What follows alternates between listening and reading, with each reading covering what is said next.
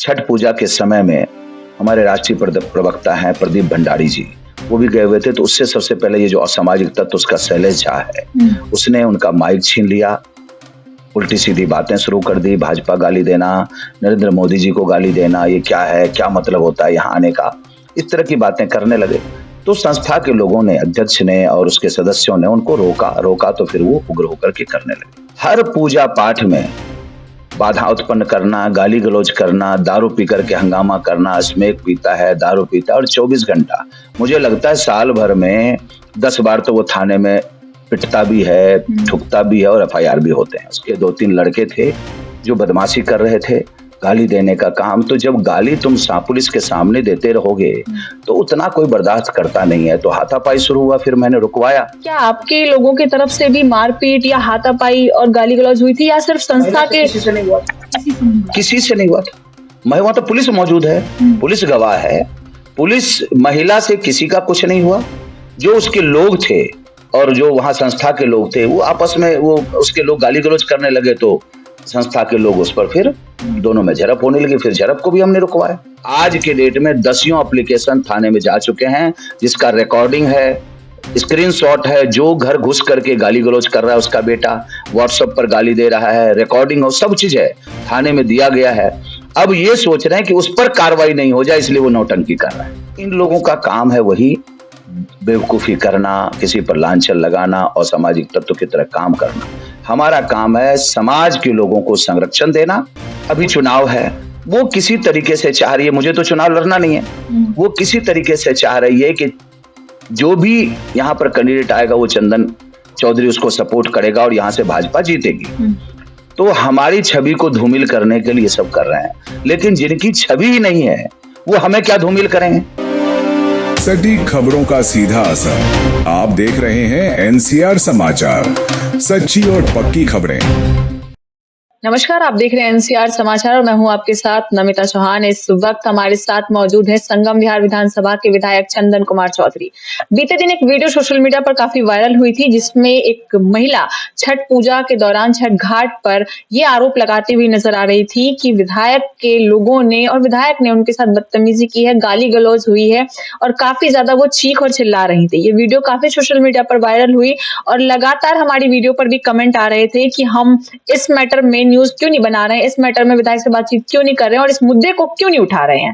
तो आज हम यहाँ पर हैं, जिन लोगों को गलतफहमी होगी तो गलतफहमी दूर हो जाएगी, और अगर गलतफहमी नहीं है, कुछ इस बात में सच्चाई है, तो वो सच्चाई भी सामने आ जाएगी। सीधे विधायक से बातचीत करते हैं कि आखिर छठ पूजा के दौरान छठ घाट पर ऐसा क्या हुआ कि महिला चीखने चिल्लाने लगी और इस तरीके का गंभीर आरोप लगाने लगी। क्या हुआ था आखिर उसमें? जी, मैं आपको बताना चाहता हूँ कि मैं छठ पूजा समिति के सदस्य के नाते लगभग सभी दक्षिणी दिल्ली घाटों पर मैं गया, निरीक्षण किया। रामवीर सिंह दिधोड़ी जो हमारे जो यशस्वी सांसद हैं उनके साथ, और सब जगह व्यवस्था बनाने का प्रयास किया। उसी निमित्त मैं नारीवा मंदिर जो मेरा वार्ड रहा है, वहीं से मैं पहला चुनाव जीता हूँ। वहां के लोगों का आशीर्वाद मुझे मिला है और वो मेरा पारिवारिक सदस्य है।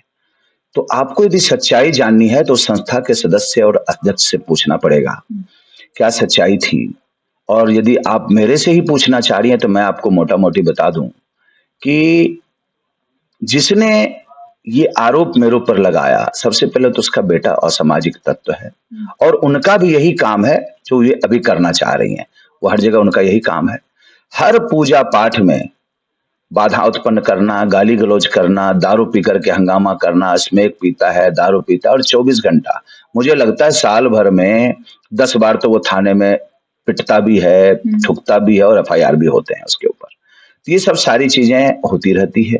तो परसों भी ये छठ पूजा के दौरान इन्होंने वहां बाधाएं उत्पन्न की, और दिल्ली में सभी छठ पूजा घाटों पर जो व्यवस्था थी वो सरकार की तरफ से थी। सरकार इन द सेंस की रेखा गुप्ता सरकार की ओर से। तो हर एक छठ पूजा घाट पर सरकार का एक फोटो लगा हुआ था, होर्डिंग लगा हुआ था, जिसमें नरेंद्र मोदी जी का और रेखा गुप्ता जी का फोटो था। तो संस्था के लोगों ने बढ़िया तरीके से उस पर आयोजन के नाते उनका फोटो लगाया, सब कुछ किया। ये जाकर, और उस छठ पूजा के समय में हमारे राष्ट्रीय प्रवक्ता हैं प्रदीप भंडारी जी, वो भी गए हुए थे। तो उससे सबसे पहले ये जो असामाजिक तत्व उसका शैलेश झा है, उसने उनका माइक छीन लिया, उल्टी सीधी बातें शुरू कर दी, भाजपा गाली देना, नरेंद्र मोदी जी को गाली देना, ये क्या है, क्या मतलब होता है यहाँ आने का, इस तरह की बातें करने लगे। तो संस्था के लोगों ने, अध्यक्ष ने और उसके सदस्यों ने उनको रोका तो फिर वो उग्र होकर के करने लगे। मैं अपने संगम विहार के सभी घाटों पर अपना पूजा पाठ कर रहा था, सब जगह जा रहा था, सब जगह अपना आशीर्वाद लेने के लिए जा रहा था। तो वहां के लोगों का कॉल आया कि भैया ऐसी सी बात हुई। कोई बात नहीं, मैं पुलिस को बोलता हूँ और वहां भेजता हूँ। तो पुलिस 2 घंटे तक वहां जाने के बाद भी, जब गए 2-3 आदमी, तो फिर भी कार्रवाई नहीं किया। वो वहां सभी माँ, बेटी, बेटा सभी लोगों को गाली गलौज करना, अभद्र भाषा का प्रयोग करना कर रहे थे। तो वहां का लोग एक पारिवारिक सदस्य है मेरा, चाहे वो संस्था के लोग हों या वहां के आसपास के निवासी हों, पारिवारिक सदस्य है मेरा। तो परिवार का कोई भी लोग यदि विषम परिस्थितियों में याद करेगा तो मेरा फर्ज बनता है मैं जाऊं। मैं उस तरह का नेता नहीं हूं, देखता हूं जी, करता हूं जी, सोचो ये करो, पुलिस को भेजता हूं, ये करता हूं। पुलिस जब 2 घंटे तक नहीं पहुंची तब मुझे वहां पहुंचना पड़ा, और मेरे पहुंचने के बाद भी एसएचओ वहां पहुंचे नहीं थी, एटीओ थे, जो एटीओ के सामने ही वो सभी लोगों को गाली गलौज करना, उसके 2-3 लड़के थे जो बदमाशी कर रहे थे, गाली देने का काम। तो जब गाली तुम पुलिस के सामने देते रहोगे तो उतना कोई बर्दाश्त करता नहीं है। तो हाथापाई शुरू हुआ, फिर मैंने रुकवाया पुलिस को बोल करके, फिर मैंने एसएचओ को बुलाया, एसएचओ वहां आया। एसएचओ के आने के बाद भी 1 घंटे तक यही जद्दोजहद चलता रहा। उस लेडीज को मैंने कहा डिटेन करो, कोई एफआईआर वगैरह नहीं, ये सबका काम ही है, हर बार यही करना, यहाँ शांति से पूजा होने दो। फिर भी वो वहां उन्होंने डिटेन किया उसको, फिर जाकर वो कमिट की कि नहीं आएंगे इस घाट पर। और उसके बाद फिर 1 घंटे बाद पहुंच गई, फिर गाली गलौज, फिर कॉल हुआ, फिर वो गई, वहां से निकली, पुलिस ले गया।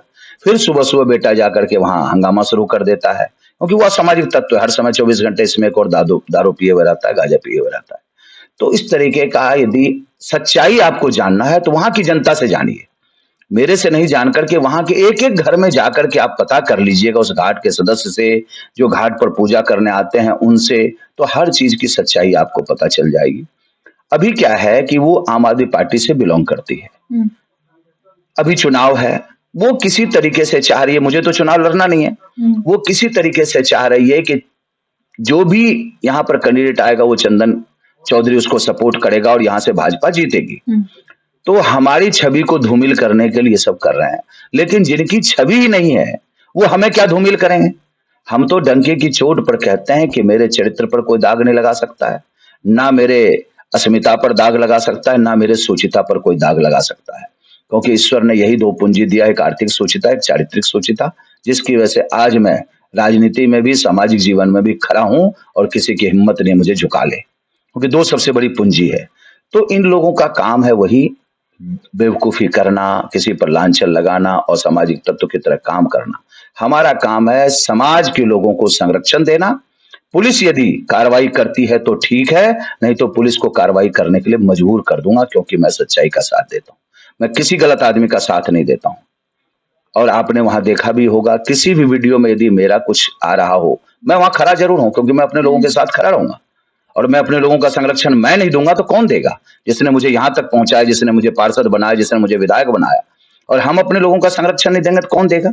और पुलिस का रवैया आज के डेट में आपको पता है कैसी हालत है, कि पुलिस आती है, देखती है, करती है, और लड़ाई जब सब कुछ हो जाता है तब तो एफआईआर करूंगा, अब तो ये होगा। अरे भैया, आप घटना से पहले क्यों नहीं सजग हो जाते हो। वहां संस्था ने दे रखा है कार्रवाई करने के लिए, उसके बाद भी पुलिस वहां मौजूद है, ये हंगामा कर रहा है।